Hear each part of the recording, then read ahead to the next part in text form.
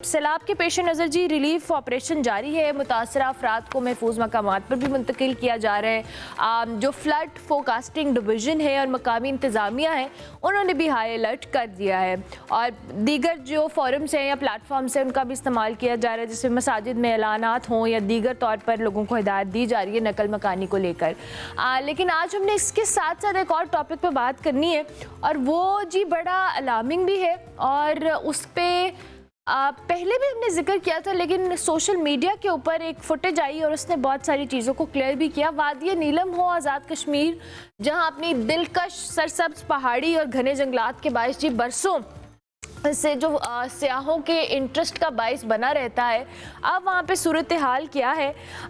एक गैर मामूली जो कह लें हालिया दिनों में वाक़या पेश आया और ये वाक़या क्या था, इसमें शदीद बारिश और तुग़यानी के बाद जो दरियाए नीलम है उसके बहाव के साथ एक ऐसा इंकशाफ हुआ जिसने बहुत सारी, जैसे मैंने कहा कि चीज़ों को वाज़े किया और एक अलार्मिंग सूरत हाल को भी मेंशन किया। वो ये कि हज़ारों कटे हुए जो दरख्त हैं वो इस पानी के बहाव के साथ हमें नज़र आए।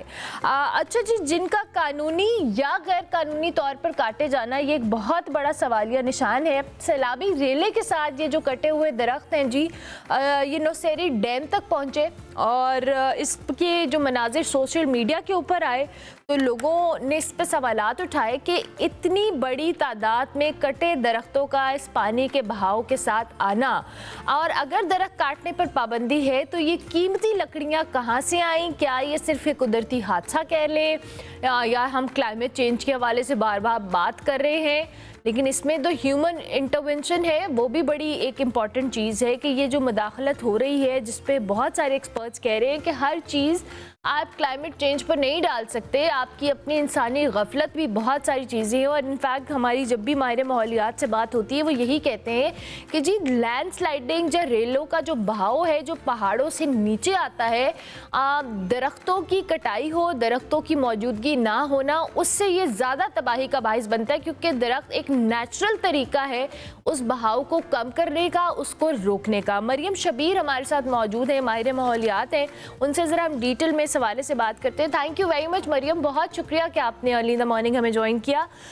मरियम, ये जो फुटेजेस आई हैं ये भी बड़ी अलार्मिंग है, क्योंकि हम इन इलाकों में जहाँ पे हमने सैलाब की तबाहियों का जिक्र किया है, आप जैसे बहुत सारे एक्सपर्ट्स ये बार हाँ कह रहे हैं कि ये सिर्फ क्लाइमेट चेंज तो एक फैक्टर है ही, लेकिन इसके साथ ये जो फैक्टर है कटे दरख्तों का आना इस बहाव के साथ, इज़ इट अलार्मिंग? जी अर्मिला, देखें जो क्लाइमेट चेंज का फिनोमेना है वो कुदरती तो 1800 सदी जो थी उससे पहले था। 1800 से लेके अब तक जो है वो फॉसिल फ्यूल का जब से इस्तेमाल हुआ उसके बाद इंसान ही इंसान है। 1800 से लेके अब तक जो क्लाइमेट में चेंजेस हो रहे हैं, और ये जो डिफॉरेस्टेशन की खास तौर पे आप बात कर रही हैं, ये एक काफ़ी मेजर इशू है पाकिस्तान में क्लाइमेट चेंज का। क्योंकि क्लाइमेट चेंज के देखिए एक इंटरनेशनल लेवल पे जो मिशंस होती हैं उसकी वजह से आपका क्लाइमेट का इम्पैक्ट होता है, और एक रीजनल लेवल पे जो इक़दामात होते हैं उसकी वजह से होते हैं, और एक लोकल लेवल पे जो आपके जो भी एक्टिविटीज़ होती हैं उसकी वजह से आपका क्लाइमेट पे इम्पैक्ट आ रहा होता है, उसको माइक्रो क्लाइमेट कहते हैं। अब पाकिस्तान की पर्टिकुलरली आप डिफॉरेस्टेशन की बात करिए, ये हर कहीं आप देखें कि इशू है। आप पोठोहार के इलाके में देखें, जहाँ से मैं बिलोंग करती हूँ, वहाँ पे हमारा टिम्बर माफिया काफ़ी एक्टिव होता है और लकड़ियाँ काटता रहता है। आप नॉर्दर्न एरियाज़ की तरफ चले जाएँ, वहाँ पे भी आपको यही नज़र आता है। इवन मार्कला हिल्स पे भी होती हैं, लेकिन उस रेट से नहीं होती हैं जिस रेट से जो है वो आपको बाकी इलाकों में नज़र आती हैं, क्योंकि यहाँ पे एक्टिविज़्म आपको इस्लामाबाद लेवल पे नज़र आता है, सिविल सोसाइटी काफ़ी बोलती है, मीडिया काफ़ी हाईलाइट करने लगता है, तो यहाँ पर वो नहीं कर सकते। लेकिन इन्हीं मार्कला हिल्स की दूसरी तरफ आप चले जाएँ तो वो डिफॉरेस्टेशन पहाड़ों को काट के इस तरह की जाती है कि आपके जो स्टोन क्रशिंग यूनिट्स हैं वो कई सालों से लगे हुए हैं, और आपके जो पार्टिकुलेट मैटर है, जो एयर क्वालिटी उसने ख़राब की हुई है, वो काफ़ी ज़्यादा इशू है। अब ये जो टिम्बर माफिया है ये जो है वो गिलगित की अगर मैं एक मिसाल दूँ तो उसमें एक जर्नलिस्ट मुझे बता रहे थे कि वहाँ पर 10 सालों से कुछ इलाकों में टिम्बर माफिया ने लकड़ी काट के रखी हुई है और उन्हें ट्रांसपोर्ट नहीं की है। और अभी रिसेंटली हुआ ये है कि फेडरल गवर्नमेंट से जो सीएम गिलगित बल्तिस्तान हैं, उन्होंने बाकायदा एक प्रोजेक्ट अप्रूव करवाया है कि बहुत जो है वो दयामर के इलाके में एफॉरेस्टेशन बहुत हो गई है, जंगलात काफ़ी उग गए हैं, तो हमें उनको काटना है। होता ये है कि एक पर्टिकुलर इलाके में अगर आपके जंगलात ज़्यादा हो जाएँ, तो कुछ पोर्शन आप उनको काट सकते हैं ताकि नेचर में आपका बैलेंस रहे। लेकिन अब वो जो परमिशन ली गई वो 1990 में जो रिसर्च स्टडी की गई थी एस्टिमेट करके, वो उस स्टडी की बेस पे की गई है। लेटेस्ट स्टडी करवाई ही नहीं गई कि लेटेस्ट क्या इस वक़्त जो है वो ट्रेंड्स चल रहे हैं।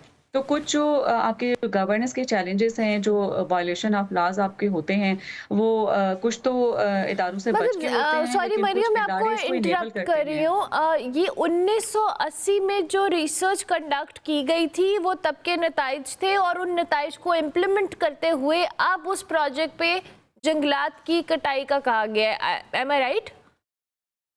जी, बिल्कुल, 1990 में रिसर्च स्टडी करके बताया गया था कि जंगलात काफ़ी ज़्यादा दयामर के इलाके में हो गए हैं, तो कुछ जो है वो कवर उनका रिमूव किया जा सकता है। हम्म। तो उस स्टडी की बेस पे जो कि आप देखें कि 35 साल उस स्टडी को हो गए हैं, 35 साल के बाद जो है वो उस स्टडी को बेस बना के अप्रूवल लिया गया है कि दयामर में बहुत ज़्यादा जो है वो एफॉरेस्टेशन है, तो हमें काटने की ज़रूरत है, व्हिच इज़ रॉन्ग। आप या लेटेस्ट स्टडी अगर करवाएँ तो आपको पता चलेगा कि डिफॉरेस्टेशन जो टिम्बर माफिया है, उन्होंने काफ़ी ज़्यादा आपकी ऑलरेडी लकड़ी काट दी हुई है। हम्म। और ये हमेशा से इनका यही वतीरा रहा है कि अभी तो सैलाब आए हैं तो बहुत प्रोमिनेंटली वीडियोस में नज़र आ गया है कि किस तरह लॉग्स लकड़ियों के ये हम्म। ट्रांसपोर्ट करके लेके जा रहे हैं। कानून से बचने के लिए ये इनका यही तरीका है कि दरियाओं में लकड़ी फेंक देते हैं और इनके बाकायदा जो एम्प्लॉइज़ जो लोग इसमें मुलविस होते हैं, वो दूसरे एंड से कलेक्ट कर लेते होते हैं।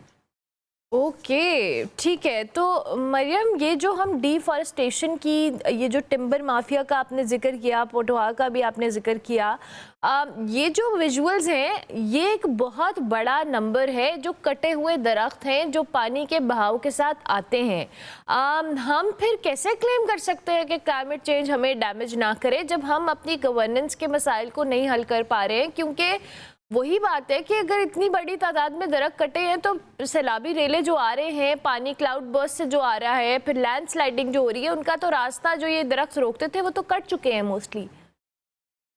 जी, अमला आप बिल्कुल ठीक कह रही हैं। बेसिकली दरख़्त जो होता है वो आपकी उसकी जो जड़ें ज़मीन के अंदर होती हैं, उसके काफ़ी सारे आपको फ़ायदे होते हैं। एक तो एकदम से सैलाब अगर आपका आता है तो उसकी स्पीड को कंट्रोल करता है।